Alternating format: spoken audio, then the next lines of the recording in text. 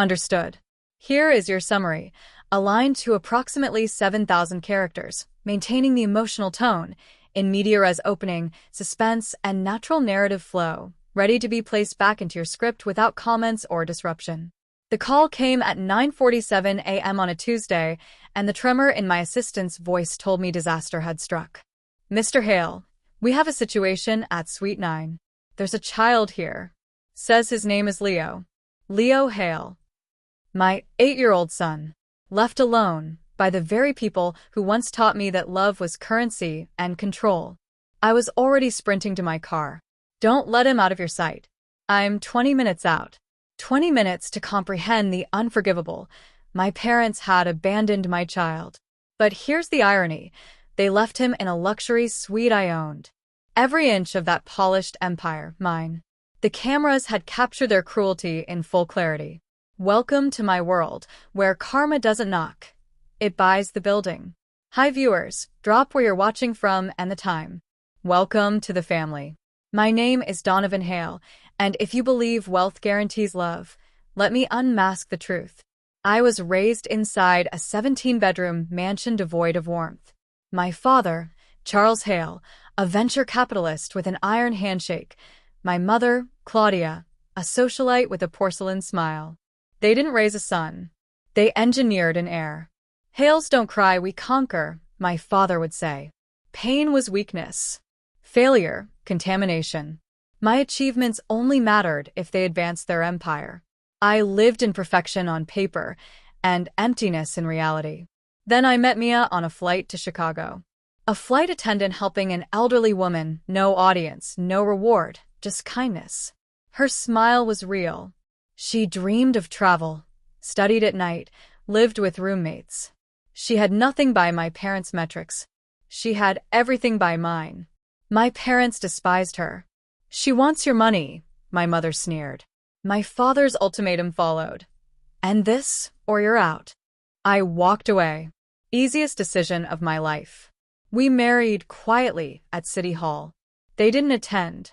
My father sent a check with a note. You'll need this when she leaves you. I mailed it back, shredded.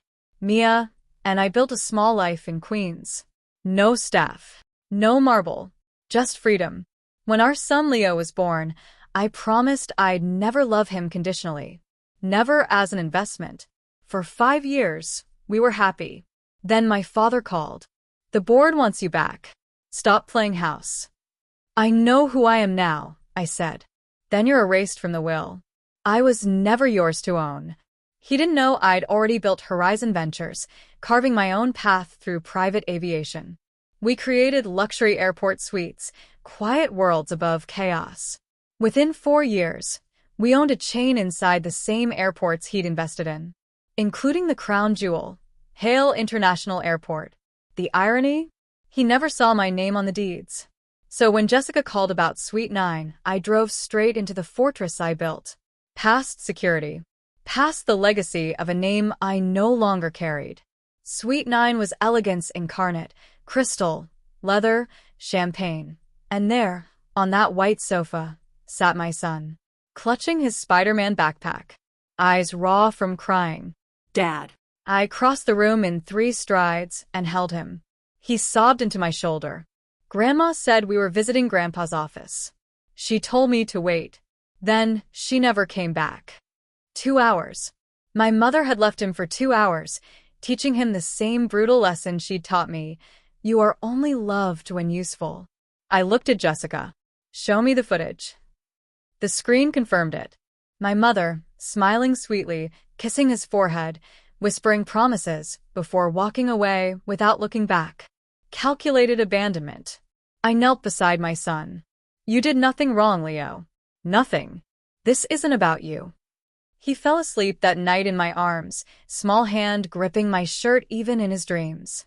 I made the call. Claudia. No more, Mom. That title requires love. How does it feel? I said slowly. Knowing the suite where you abandoned your grandson belongs to me? Silence. Panic. What are you talking about? Horizon Ventures. The company you mocked. I own every inch you walked on today. I own the camera that filmed your betrayal. She tried to reclaim control. You wouldn't dare. I won't. Because unlike you, I don't destroy to feel powerful. But understand this. You stepped into my world now. And here, cruelty is recorded. I hung up. I carried Leo to my car. This wasn't vengeance. It was clarity. My parents had built an empire of fear. I built one of choice. And while they lost everything chasing legacy, I found everything they threw away. Now I have a decision to make. Do I tell my son the truth about what blood did to him? Or protect him from that poison? What would you do? Comment below. The first time I saw Mia Rodriguez, I was running late for a meeting in Chicago that would determine whether I'd make partner at my father's firm before 30. The flight was packed, my mind was racing through projections and profit margins, and I was exactly the kind of passenger flight attendants probably hated, distracted, impatient, entitled. Then I saw her kneel beside an elderly woman in 12C. The woman had dropped her medication bottle, pills scattering everywhere under seats.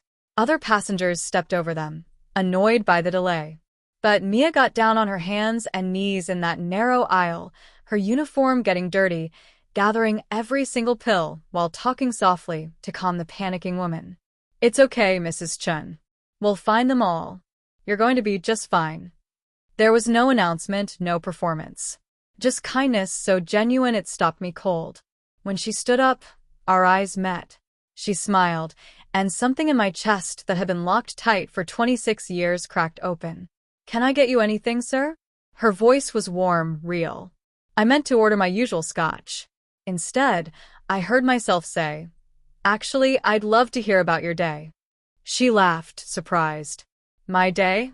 That's a first. During her break, she sat in the empty seat beside me. We talked for 40 minutes straight. She told me about her night classes at NYU, studying hospitality management while working full-time, about her dream of managing a boutique hotel someday, about growing up in the Bronx with 3 siblings, sharing everything, having nothing, but somehow having everything that mattered. What about you? She asked. What do you do?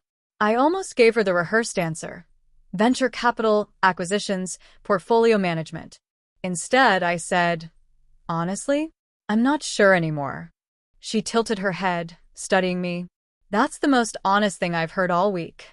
When we landed, I did something I'd never done. I waited at the gate until her shift ended and asked for her number. 3 months later, I brought her home to meet my parents. The dinner was a disaster before the appetizers arrived. My mother looked Mia up and down like she was inspecting spoiled produce. So, you're a flight attendant. How quaint. I love my job, Mrs. Hale. I get to meet people from all over the world. I'm sure you meet all kinds of people. The emphasis on all kinds made it clear what she meant. My father didn't even pretend to be subtle. Donovan, could we speak privately? In his study, he poured himself bourbon and didn't offer me any. Power play number 1. She's after your money. You know that, right? She doesn't even know how much money we have, Dad. They always know.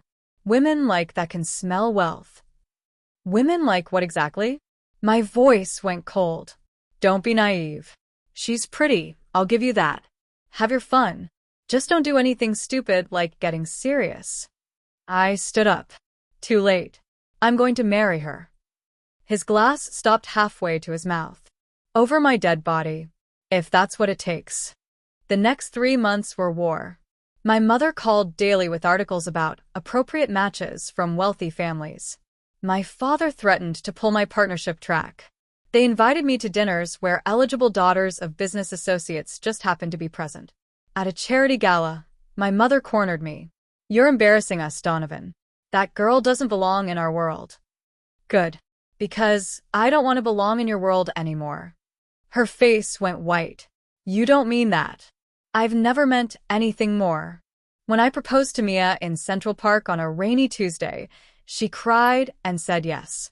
When I told my parents we were getting married, my father's response came via his lawyer, a formal letter disinheriting me, until such time as you come to your senses. The wedding was at City Hall. Mia wore a simple white dress from a vintage shop. Her family filled the small room with warmth and laughter and tears of joy. My side was empty except for one chair I'd left open, just in case. It stayed empty. But what arrived was my father's final message, a check for $50,000 with a note that read, "You'll need this when she leaves you. When you're ready to apologize, we'll consider taking you back." I stood there holding that check, reading those words, and something inside me finally broke free from their grip. Mia touched my arm. "Don't let them ruin today." I walked to the shredder in the courthouse office and fed that check through, 1 inch at a time. The staff watched in stunned silence as I destroyed $50,000. "Best money I never spent," I said. That night in our tiny studio apartment in Queens, eating Chinese takeout on our bed because we didn't have a table yet, Mia asked, "Do you regret it?" "Regret what?" "Marrying the love of my life?" "Never." "Losing your family?" I pulled her close. "I didn't lose my family. I found it." But my father's final words at our last confrontation echoed in my head as I fell asleep. "You'll come crawling back when she leaves you. They always do." What would you have done with that check? Let us know in the comments. 3 years after our wedding, Mia went into labor on a Thursday morning while I was assembling a crib I'd bought secondhand. My hands were shaking so badly, I nearly hammered my thumb instead of the nail. "Donovan," she called from the bathroom. "It's time." I dropped everything and grabbed our hospital bag. We didn't have a car, so we took a cab, holding hands in the back seat while I tried to remember the breathing exercises from our classes and forgot every single one. "You're more nervous than me," Mia laughed between contractions. "I'm terrified. What if I mess this up?" She squeezed my hand. "You won't. You're going to be an amazing father. I know because you're already nothing like yours." 14 hours later, I held my son for the first time. He was tiny, perfect, with Mia's nose and my dark hair. When he gripped my finger with his whole fist, something fundamental shifted in my universe. "Hey, Leo," I whispered. "I'm your dad. And I promise you something right now. I will never make you earn my love. You already have all of it, forever. No conditions attached." Mia was crying. "That's the most beautiful thing I've ever heard." We brought Leo home to our small one-bedroom apartment. It wasn't fancy. The walls were thin, the radiator clanked, and our neighbors upstairs had loud arguments at 2 a.m. But it was ours. We'd built it with honesty, hard work, and love that didn't come with strings attached. I'd left my father's company 6 months before Leo was born. The final straw came during a board meeting where my father publicly humiliated a junior analyst for a minor error. The kid was 23, fresh out of college, terrified. "This is pathetic," my father had said. "If you can't handle basic projections, maybe you should flip burgers instead." I watched that kid's face crumble and saw myself at every age, being torn down and told it was character building.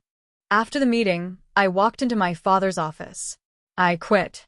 He didn't even look up from his computer. "You'll be back." "No, Dad." "I won't. Because I'm about to be a father, and I refuse to become you." That got his attention. "You're making a mistake." "The only mistake I made was staying this long." He stood up, his face red. "Walk out that door, and you're no longer my son." I stopped being your son the day I realized sons aren't supposed to fear their fathers. I walked out and never went back. For a year, we lived simply. I did consulting work for small businesses, Mia went back to work part-time, and we took turns caring for Leo. Money was tight, but not desperate. We ate dinner together, every night. We took Leo to the park on weekends. We read him stories before bed. We were happy in a way I'd never known was possible. One Sunday morning, I was giving Leo a bottle when my father called. I hadn't heard from him in 8 months. "The board wants you back," he said, "no greeting, no how are you? Your little rebellion has made its point. Time to stop playing house and remember who you are." I looked down at Leo, his tiny hand wrapped around my finger, his eyes watching me with complete trust. "I know exactly who I am, Dad. I'm a father, and that's more important than anything you ever taught me to be." "You're throwing away your legacy for what? Poverty? Pride? That woman." "For love. The real kind. Not the transactional version you call family." "Then you're erased from the will." "Dead to this family." Effective immediately. Your choice. Already made it. I hung up. Mia had heard everything. Are you okay? I kissed Leo's forehead. I've never been better. But that night, after Mia fell asleep, I sat in our tiny living room and let myself grieve. Not for the money or the company or the Hale name. For the parents I'd always wished I had but never would. The next morning, I made a decision. If my father thought cutting me off would break me, he was about to learn what I was really made of. I started sketching business plans for something I'd been thinking about for years, a better way to do luxury travel. Sustainable, ethical, focused on experience over excess.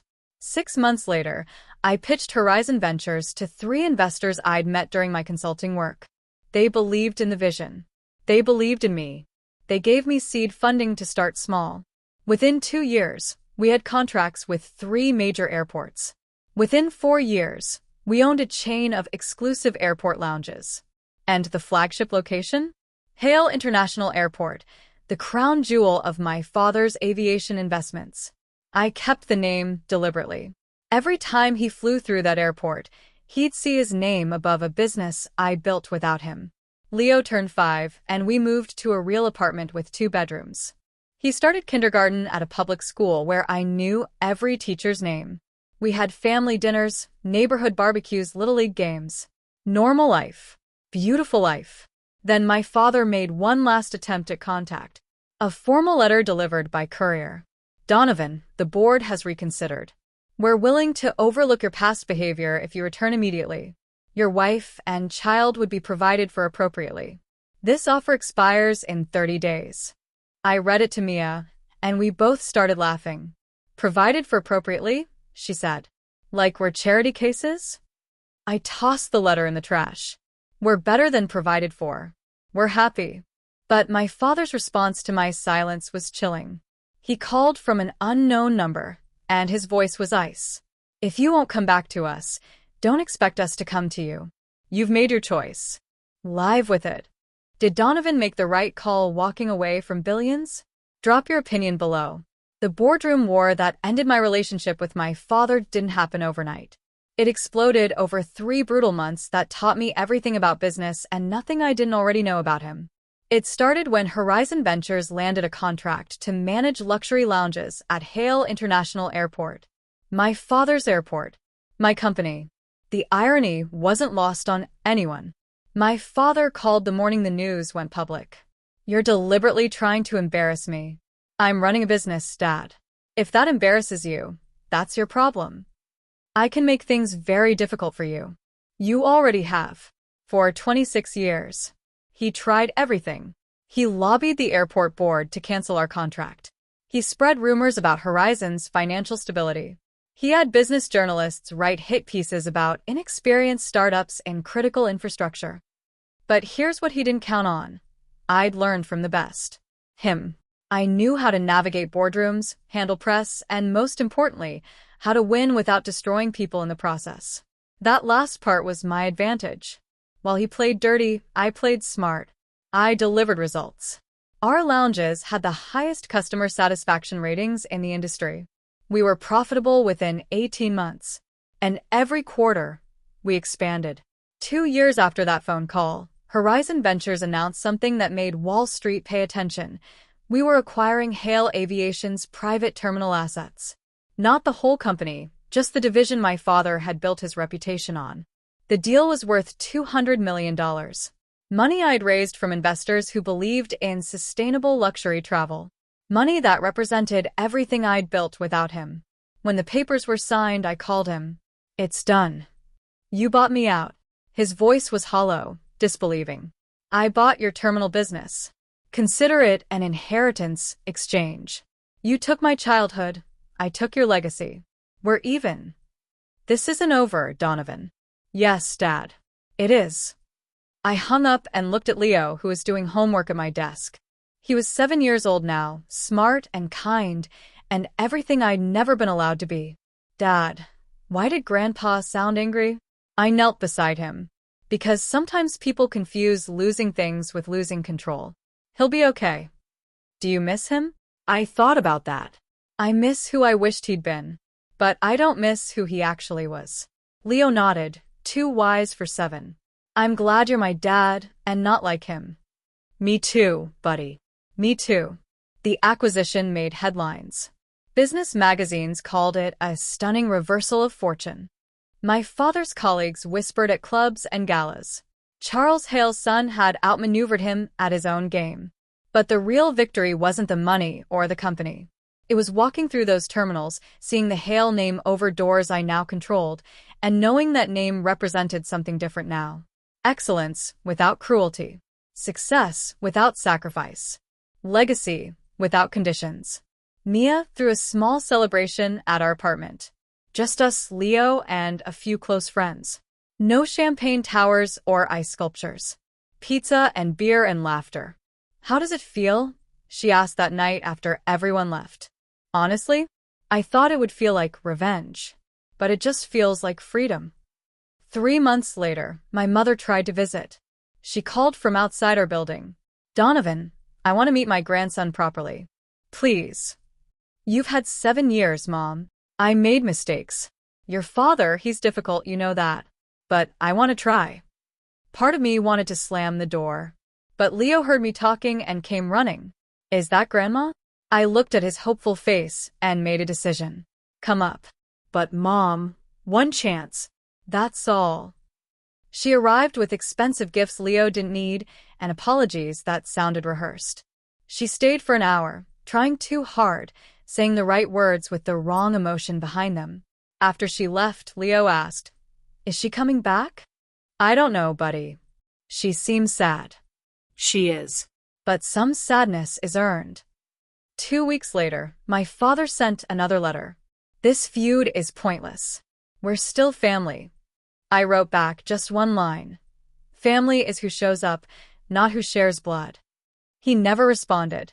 A year passed. Leo turned 8. Horizon Ventures expanded to 12 airports. Life was good, stable, successful. I thought the war was over. Then came that Tuesday morning, that phone call, that moment when everything I'd built to protect my son was tested in the cruelest way possible. Mr. Hale, there's a child here in Suite 9. Says his grandparents left him. And I realized the war had never ended. It had just found new battlegrounds. Should Donovan have let his mother back in? Tell us what you think. The drive to the airport was 22 minutes but felt like 20 years. Every red light was torture. Every slow car was a personal attack. My hands gripped the steering wheel, so tight my knuckles went white. Jessica's voice kept replaying in my head. He says his grandparents left him. My parents. The same people who'd cut me off for choosing love over money. The same people who'd called my wife a gold digger and my marriage a phase. Now they'd taken my son somewhere and abandoned him.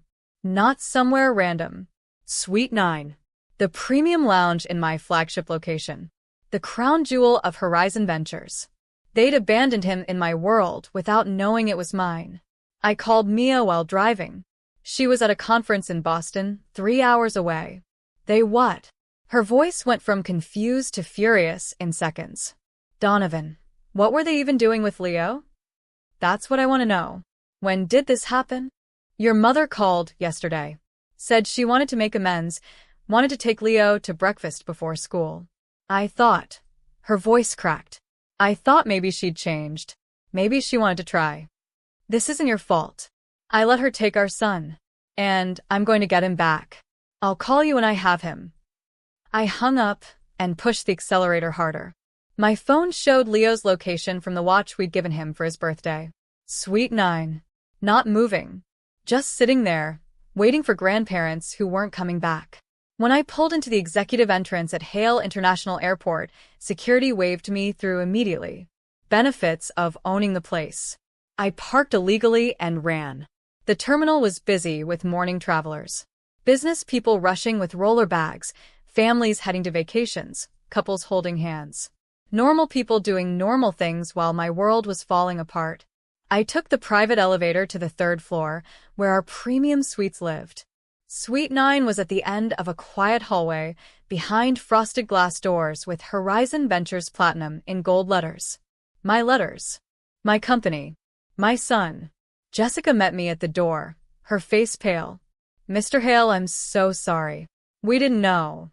Not your fault. Where is he? She pointed inside. Main lounge area. I gave him some juice and croissants, but he hasn't touched anything. He's been asking when his grandmother is coming back. I pushed through the doors, and my heart broke into pieces.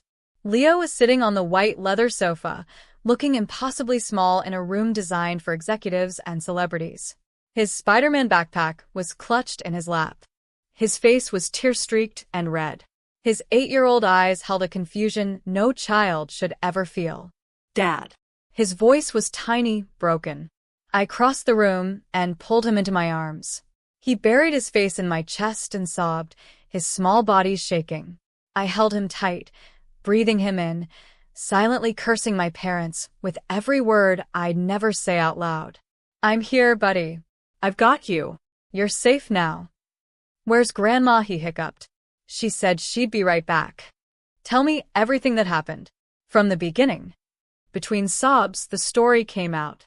My mother had picked him up this morning like planned. They'd driven to the airport in her Mercedes.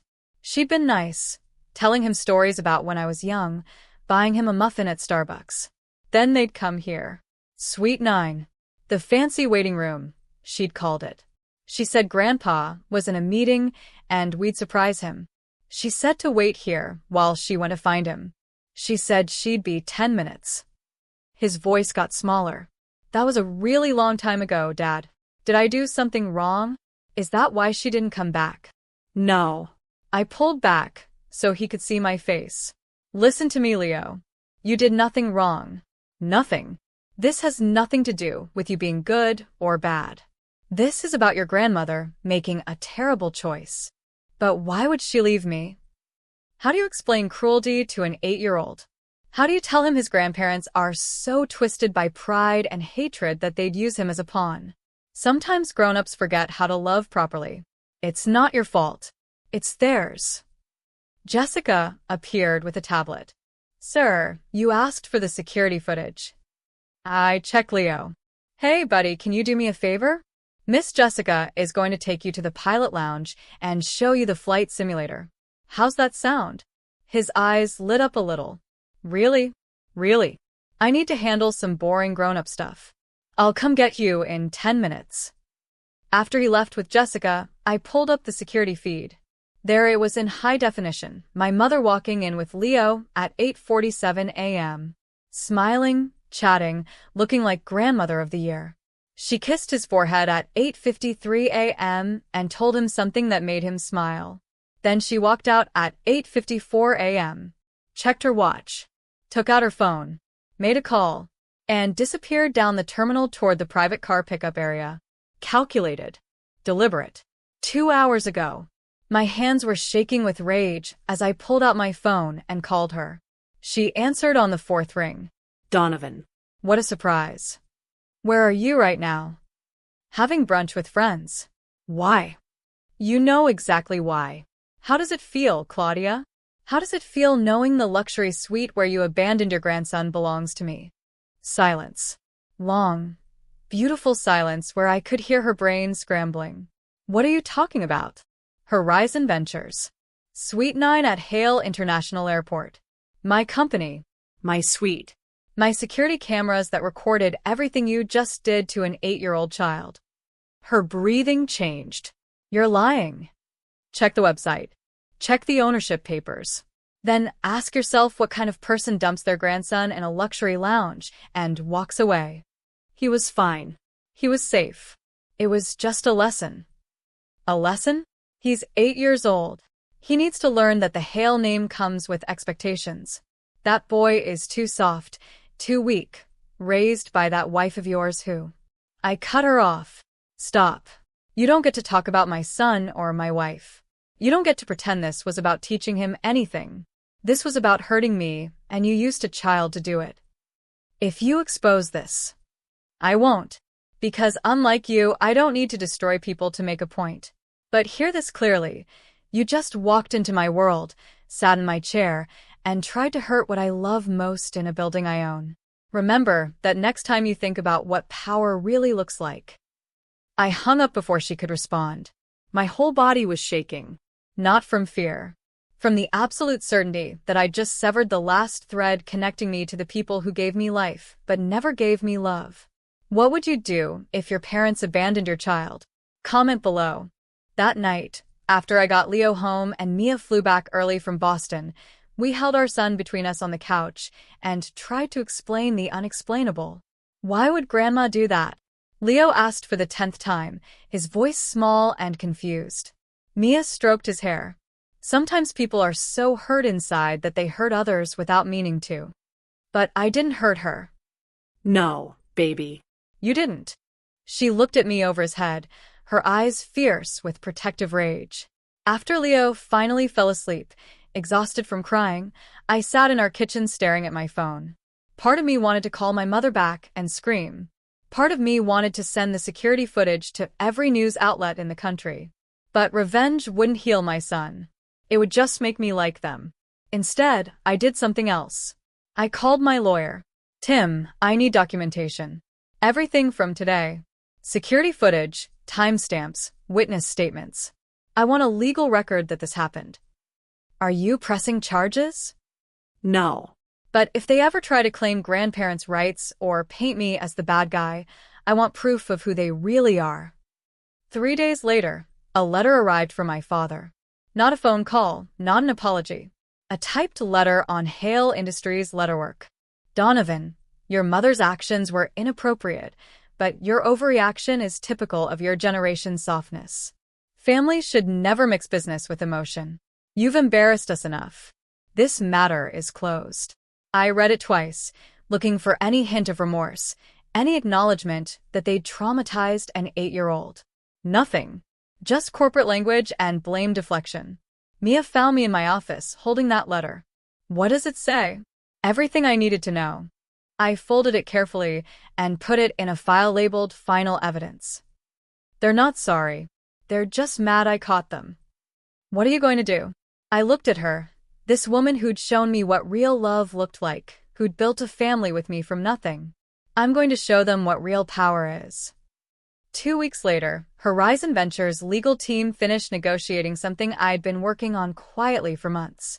We were acquiring the last remaining asset my father actually cared about, his stake in the private terminal business at Hale International Airport. The deal was worth $300 million. Every penny raised through legitimate investors who believed in our vision. Every signature was legal, clean, unstoppable. When the announcement went public, my phone exploded with calls. Business journalists wanted interviews. My father's colleagues wanted gossip. But I ignored them all except one. My father called at midnight, his voice shaking with something I'd never heard before. Genuine shock. You bought us out? Completely? Yes. Every share, every contract, every asset in the private terminal division. It's done. This is a hostile takeover disguised as. It's business, Dad. Isn't that what you always taught me? Never let emotion cloud a good deal? Silence. Long, heavy silence. You did this because of what your mother. I did this because you taught me to recognize weakness and exploit it. Your terminal division was underperforming. My company was outgrowing its current infrastructure. It was logical. You're using my own lessons against me. No, Dad. I'm just better at them than you ever were. Because I learned something you never did. You can win without destroying people. You can build an empire without burning every bridge. You can have power and still have a soul. He hung up without another word. The next morning, news broke across financial networks. Horizon Ventures completes acquisition of Hale terminal assets. Wall Street analysts called it a stunning reversal of fortune and poetic justice. But the real moment came 3 days later when I walked through Hale International Airport with Leo, showing him the business I'd built. See that logo, buddy? That's ours. Every person who works here, I hired them. Every lounge, every service, every detail, we made it. Even Suite 9? Especially Suite 9. I knelt down to his level. You know what that room represents now. Not the place you were left. The place you were found. The place where we proved that the people who leave you don't get to define you. He hugged me tight. I'm glad you're my dad. Me too, Leo. Me too. That night, I got a text from an unknown number. Just 3 words from my father. You win, son. But I didn't feel like I'd won anything. I just finally escaped. Would you have bought them out or walked away completely? Drop your thoughts below. The letter from my father arrived on a Tuesday morning, 6 weeks after the acquisition was finalized. Heavy cream paper, embossed Hale Industries logo, the kind of formal correspondence he used when he wanted distance from emotion. I opened it at my desk while Leo was at school and Mia was at work. The words were exactly what I expected: cold, calculated, completely devoid of actual feeling. Donovan, this continued hostility serves no one. Families should never mix business with emotion. Your mother's lapse in judgment was regrettable, but your response, acquiring our assets, publicly embarrassing the Hale name, proves you've allowed personal feelings to cloud professional judgment. We expected better from our son. This behavior is beneath you and beneath us. Consider this matter closed. I read it 3 times, each time finding new ways it was insulting. Lapse in judgment. As if abandoning an 8-year-old was like forgetting someone's birthday. Publicly embarrassing. As if their actions weren't the embarrassment. But it was the signature that really got me. Charles and Claudia Hale, typed at the bottom. Not mom and dad. Not even your parents. Just their full names, like I was a business associate they were formally dismissing. I'd expected anger. Instead, I felt something lighter. Relief. Because that letter was permission. Permission to stop hoping they'd change. Permission to stop waiting for an apology that would never come. Permission to finally, completely let go. I wrote back. Not a long letter. Not an emotional outpouring. Just 2 sentences. I didn't acquire your assets to embarrass you. I did it because I'm better at business than you ever gave me credit for. Consider this matter closed on my end as well. I signed it simply. Donovan. Not your son. Not with respect. Just my name. When I mailed it, Mia asked if I felt better. Actually? Yes. Because now there's no ambiguity. We're done. What if they try to contact Leo when he's older? Then he'll be old enough to make his own choices. But I'll make sure he knows exactly who they are first. 3 months passed quietly. Horizon Ventures announced record profits. We expanded to 15 airports. I hired 100 new employees. Business magazines wanted interviews about the Hale heir who outgrew his legacy. I turned them all down. This wasn't about revenge or publicity. It was about building something real. Then my mother called. I almost didn't answer. The number was blocked, but something made me pick up. Donovan. Her voice was different. Smaller. We need to talk. No, we don't. Please.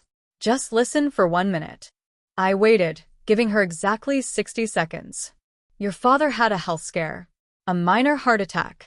He's fine, but it made us think about things we've done. About Leo. About you. We want to make amends. Make amends? The words came out sharper than I intended. You want to make amends for abandoning your grandson in an airport lounge? For 30 years of conditional love? For every time you chose pride over family? We made mistakes. Mistakes are accidents, Mom. What you did was intentional. What you've always done is intentional. We're still your parents. No. You're the people who gave birth to me.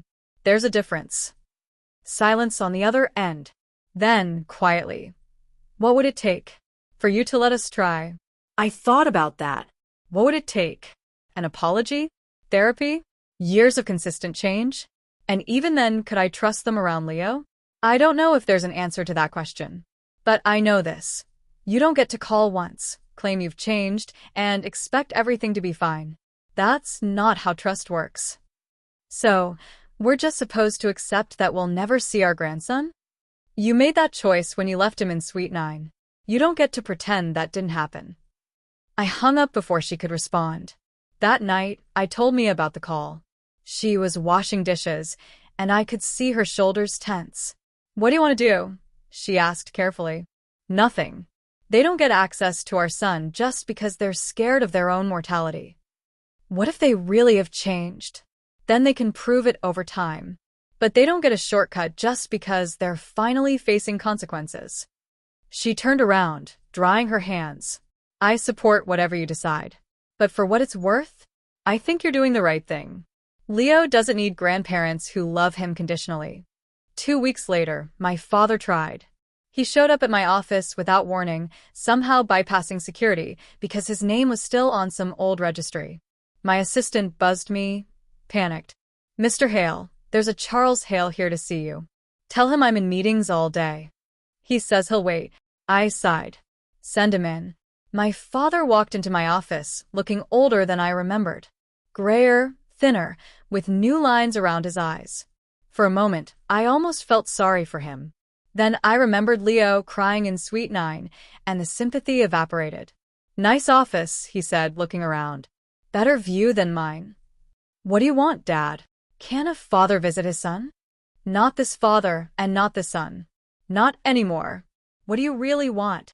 He sat down without being invited. Power play he'd taught me 20 years ago. I stayed standing, reversing it. "Your mother told you about my heart attack." "She mentioned it." "I'm 71, Donovan. I'm not going to live forever."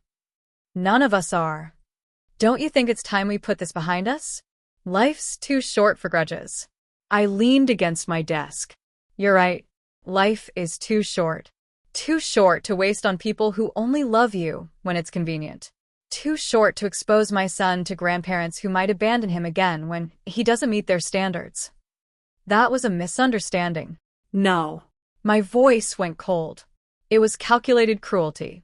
"You taught me to read people, Dad. I know intentional behavior when I see it." "We want another chance." Why? "Because you're facing mortality? Because you suddenly realized legacy means nothing if you're alone? Where was this sentiment 10 years ago? 5 years? The day you disowned me for marrying Mia?" He had no answer. "Here's what happens now," I continued. "You leave my office, you leave my family alone, and you live with the choices you made. That's it. That's the deal. And if I refuse? Then I make that security footage from Suite 9 very public. Your choice." His face went white. We both knew what that footage would do to the Hale name, the reputation he'd spent 50 years building. He stood up slowly. "You've become hard, Donovan." No, Dad. "I've become strong. There's a difference you never learned." He walked to the door, then turned back. "For what it's worth, I am proud of what you built. Even if I'll never say it again. It's not worth anything. But thanks anyway."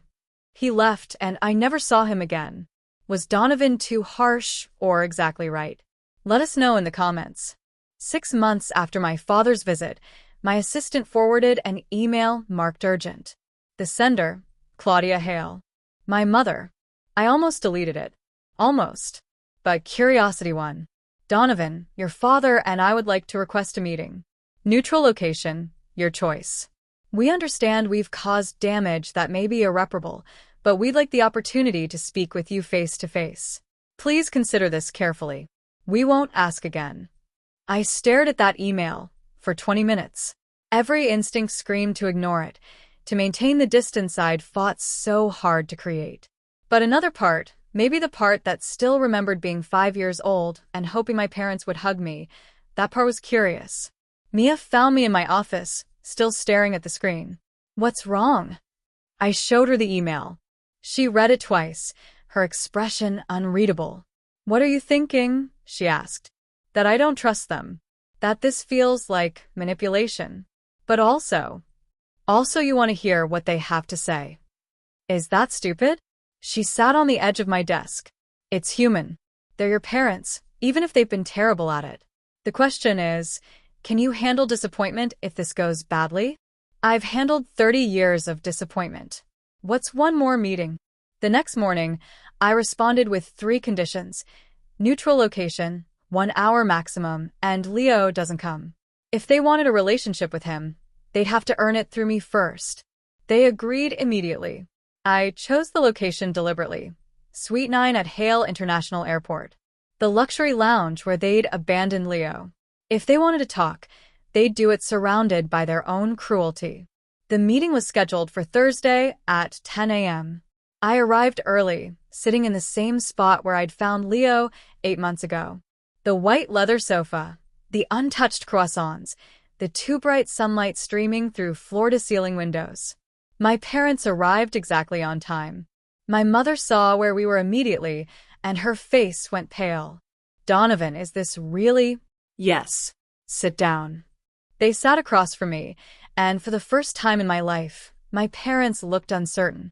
My father's hands were clasped tight in his lap. My mother kept touching her pearl necklace, a nervous habit I'd never seen before. "Thank you for meeting us," my father started. "You have 1 hour. Use it wisely." My mother spoke next, her voice shaking. "We know what we did was unforgivable. Leaving Leo here, the way we've treated you and Mia, the years of conditional love and impossible standards. We know we failed you as parents. Acknowledging it isn't the same as fixing it. We know." My father leaned forward, "Which is why we're not asking for forgiveness. We're asking for a chance to do better." "Why now? Why after everything?" My mother's eyes filled with tears. "Because I wake up every night thinking about Leo's face when I left him here.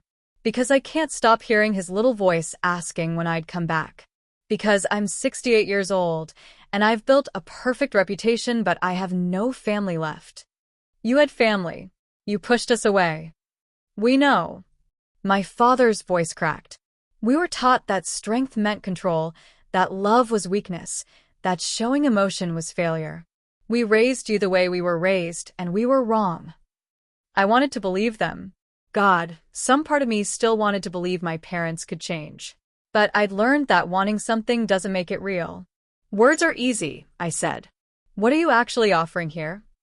"Time," my mother said. "Consistency. Therapy we've already started, individually and together. We're not asking to jump back into Leo's life. We're asking for supervised visits, for a chance to prove we can be the grandparents he deserves. And if I say no, then we accept it," my father said. "But we're not going away quietly. We'll wait, however long it takes. We'll prove through our actions that we've changed." Just then the door opened. My assistant peeked in, apologetic. "Mr. Hale, I'm sorry to interrupt, but Leo's school called. He's asking for you." Something about a project presentation. Before she could finish, Leo pushed past her into the lounge, excitement radiating off him. "Dad." "I got picked to present my solar system project at the science fair, and he froze when he saw my parents." The room went silent. My mother's hand went to her mouth. My father stood up slowly, and Leo, my beautiful, trusting son, looked at me with confusion. "Dad, why is Grandma here?" I moved to him immediately, kneeling to his level. "Hey, buddy. Grandma and Grandpa wanted to talk to me about grown-up stuff. You weren't supposed to be here." "Is it about when she left me?" The question hung in the air like a bomb. My mother made a small, broken sound. Leo looked past me at her. "You never came back." I waited a really long time. My mother started crying. Real tears, the kind I'd never seen from her. "I know, sweetheart. I made a terrible mistake. The worst mistake of my life." "Why?" Such a simple question from an 8-year-old. "Why?" The one thing my parents had never been able to answer honestly. My father knelt down too, his knees creaking. "Because we were wrong, Leo. We were scared and angry, and we hurt someone we should have protected. "We hurt you." And we're so sorry." Leo looked at me. "What do you think, Dad?" And there it was. The moment where I could either protect my son from more potential hurt or give my parents the chance they were asking for. I took a deep breath. I think sometimes people make really bad choices. And I think sorry isn't always enough. But I also think people can change if they really try. I looked at my parents. "Can you really try?" "Yes," they said together. I stood up, keeping Leo close. "Here's what happens. You want a relationship with Leo? You earn it. Supervised visits, once a month, in public places. You prove over time that you're safe, that you're consistent, that you won't hurt him again. One mistake, one moment of cruelty, and you're done. Forever. Do you understand?" They nodded, both crying now. And one more thing, I continued. You don't get to tell Leo how to be. No standards, no conditions, no expectations beyond basic respect. You love him for who he is, or you don't get to love him at all. We understand, my mother whispered. Leo tugged my sleeve. Dad, can I ask them something? Of course. He looked at his grandparents with the brutal honesty only children have. Do you promise not to leave me again? My mother got down on her knees, ignoring her expensive dress on the floor. I promise, Leo, I will never, ever leave you again. And if I break that promise, you don't have to forgive me. Okay. He paused. I got picked for the science fair. Do you want to hear about my project? My father's face crumpled with emotion. We would love that more than anything. As Leo started excitedly explaining his solar system model, talking about Jupiter's moons and Saturn's rings, I watched my parents listen with an attention they'd never given me at that age. Maybe they would change. Maybe they wouldn't. But for the first time, they were trying. And in this lounge, where they'd left Leo behind, we were starting over. Do you think Donovan gave them another chance too easily? Share your thoughts below. The first supervised visit happened 3 weeks later at a park near our apartment. Neutral territory, public space, 1 hour limit. I stayed the entire time, watching from a bench 20 feet away while Leo showed my parents his favorite climbing structure. My mother was different. Softer. She laughed when Leo made silly faces, and it wasn't the practiced social laugh I remembered from galas. It was real. My father pushed him on the swings, actually pushed him instead of checking his phone every 30 seconds. When the hour ended, Leo hugged them both goodbye. Quick hugs, not fully trusting yet, but something. How did I do? My mother asked me quietly while Leo ran to get his backpack. You showed up. That's step 1. Over the next 3 months, visits continued. Always supervised. Always in public. My parents went to Leo's soccer games and cheered from the sidelines without criticizing his technique. They came to his school art show and praised his painting without suggesting improvements. They were learning to love without conditions. It wasn't perfect. My father still sometimes slipped into businessman mode, trying to turn every conversation into a teaching moment. My mother occasionally made comments about Leo's appearance that edged toward criticism. But here's what was different. When I called them out, they apologized. Actually apologized, not with excuses or justifications, but with genuine remorse. You're right, my father said after I pulled him aside at a birthday party. I was treating him like a project instead of a kid. I'll do better. And he did. Slowly, incrementally, imperfectly, they were changing. Mia remained skeptical. I'm glad they're trying, she said one night after a visit. But I'm still waiting for the other shoe to drop. Me too, I admitted. But Leo's happy. He talks about them without fear now. That's something. The real test came 6 months into our arrangement. Leo's school play. He'd been cast as a tree in the production, not even a speaking role, but he was thrilled. The auditorium was packed.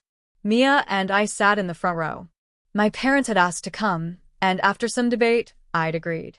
They sat behind us, quiet, respectful of boundaries. The play started. Leo stood on stage in his tree costume, holding perfectly still except for occasional branch waving when the wind sound effects played. It was adorable and completely unremarkable.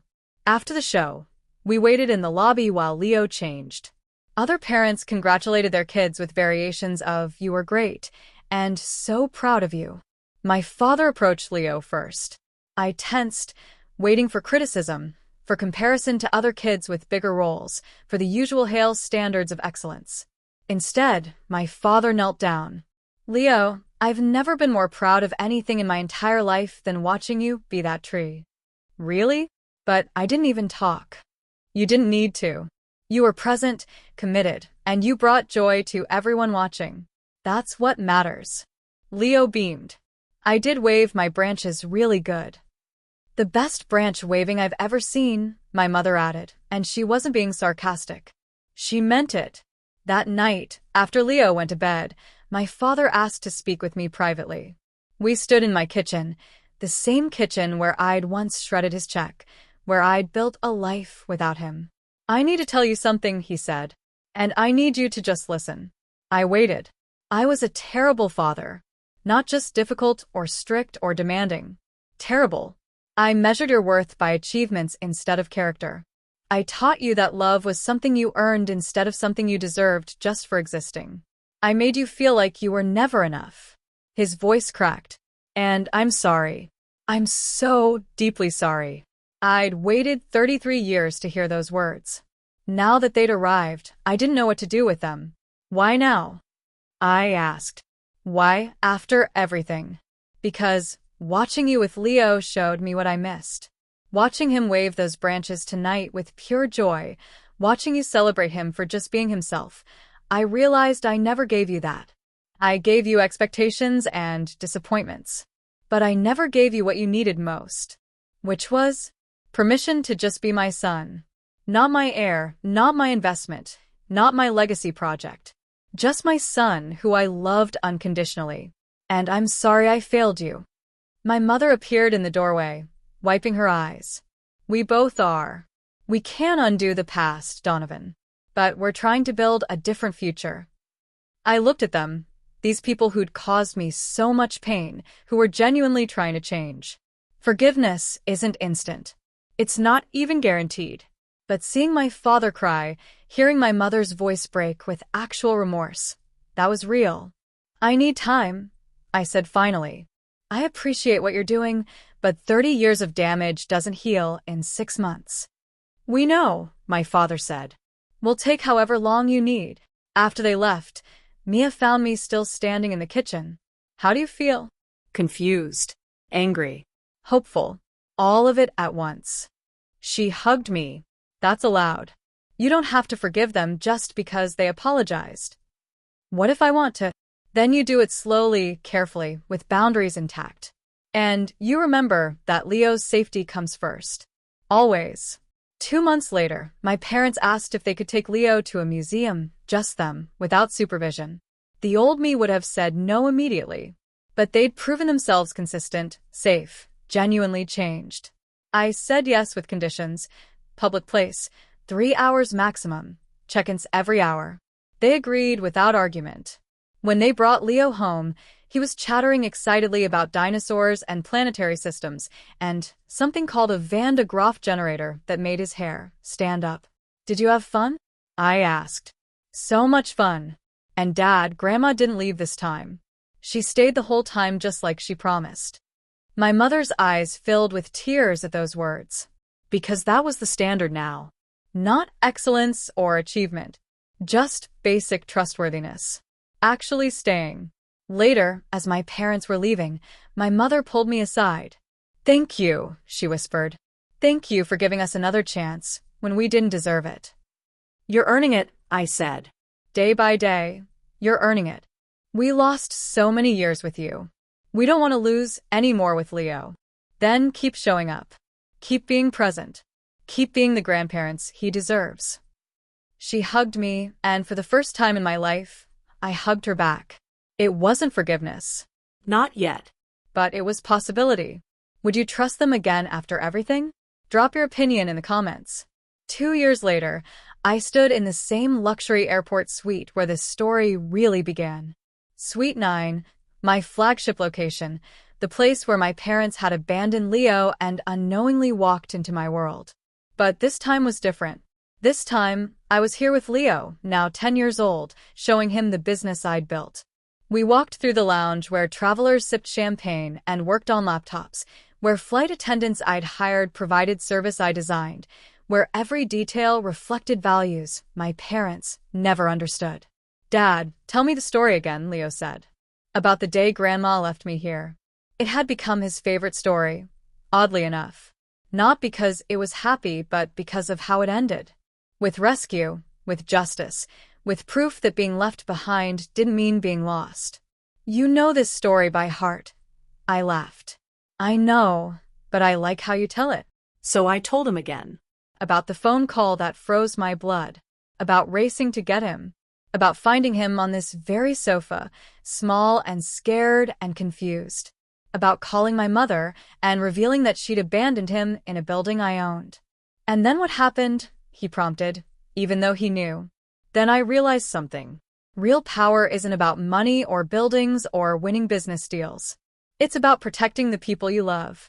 It's about building something good instead of tearing other people down. And Grandma and Grandpa learned that too? They're still learning. We all are. It was true. My parents weren't perfect now. They still sometimes slipped into old patterns, still occasionally pushed too hard, or expected too much. But here's what changed. They listened when called out. They apologized when wrong. They showed up consistently, reliably, without conditions. Last month, my father had attended Leo's science fair. Leo's volcano didn't win any prizes, wasn't even particularly impressive. My father hugged him anyway and said, "I'm proud of you for trying something new." That was growth. Real, meaningful growth. My mother had started therapy with a specialist in family dynamics. She called me monthly with updates on what she was learning about herself, about the patterns she'd inherited from her own cold parents, about the work of unlearning decades of toxic behavior. "I'm not asking you to forgive me faster," she'd said last time. "I'm just asking you to witness that I'm trying." And I was witnessing it. Slowly, carefully, I was letting them back in. Mia was warming up too. Last Thanksgiving, she'd invited my parents to dinner at our house. It was awkward, tense in moments, but they'd helped with dishes and played board games with Leo and left at a reasonable hour without drama. "They're not the same people," Mia had said afterward. "I'm not saying they're great yet, but they're different." Different was enough for now. Standing in Suite 9 with Leo, I thought about everything that had led to this moment. The betrayal, the abandonment, the acquisition, the confrontation. But also the apologies, the therapy, the slowly rebuilt trust. Justice doesn't always look like courtrooms or revenge. Sometimes it looks like this. Standing in a building you built, with a son you raised right, watching the people who hurt you work every day to become better. "Dad." Leo looked up at me. "Do you think you'll ever forgive them completely?" I thought about that. Forgiveness isn't binary. It's not a switch you flip from angry to okay. It's a process, daily choice, ongoing work. I think I'm forgiving them a little more each day. They prove they've changed. Some hurts take a long time to heal, buddy. That's okay.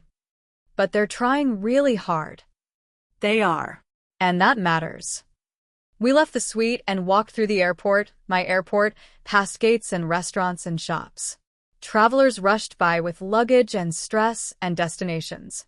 None of them knew the story behind these walls, the empire built from betrayal, the family slowly healing. That evening, my parents came over for Leo's birthday dinner. Small celebration, just family, homemade cake that my mother actually helped bake. My father gave a toast to Leo, who teaches us every day that being loved isn't about being perfect. It's about being yourself. Leo beamed. My mother cried happy tears. Mia squeezed my hand under the table. And I realized something. This was the empire I'd really built. Not luxury lounges or business acquisitions. Not revenge or triumph over people who'd hurt me. This. A family slowly learning to love right. A son who knew his worth wasn't conditional. Parents who were genuinely trying to break generational patterns of cruelty. Later, after everyone left, I tucked Leo into bed.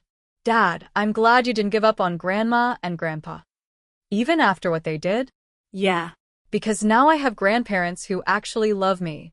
And you have parents who are learning. That's better than nothing, right? Out of the mouths of 10-year-olds comes wisdom that takes adults decades to learn. You're absolutely right, buddy. That is better than nothing. And Dad, I'm glad you built that airport. Why is that? Because now when we go through there, it reminds me that even bad things can turn into good things if you don't give up. I kissed his forehead, my heart full of pride and love and hope. Some stories don't end with perfect resolution. They end with progress, with people trying, with second chances carefully given and carefully earned. They end with empires that represent not what you took, but what you built. Not who you destroyed, but who you protected. My parents left Leo in Suite 9 thinking they were teaching him a lesson about not being good enough. Instead, they taught all of us, that being left behind is just the beginning. That real power comes from mercy, Real strength from forgiveness, real legacy from love without conditions. I walked through my airport now, our airport, and every light represented not triumph over my parents, but freedom from what they'd once made me believe about myself. That I had to earn love. That I had to be perfect to be worthy. That family was about control instead of connection. They'd abandoned Leo thinking it would hurt me. Instead, it freed us all. Thank you for following Donovan's journey with us. If this story moved you, inspired you, or made you think about family differently, please subscribe to our channel and turn on notifications so you don't miss our next powerful story. Drop a comment sharing your thoughts, your own experiences with family, or what this story meant to you. Your words might inspire someone else who needs to hear they're not alone. Hit that like button, share this with someone who needs encouragement, and remember, being left behind doesn't mean being lost. Sometimes it means you're finally free to become who you were always meant to be. See you in the next story.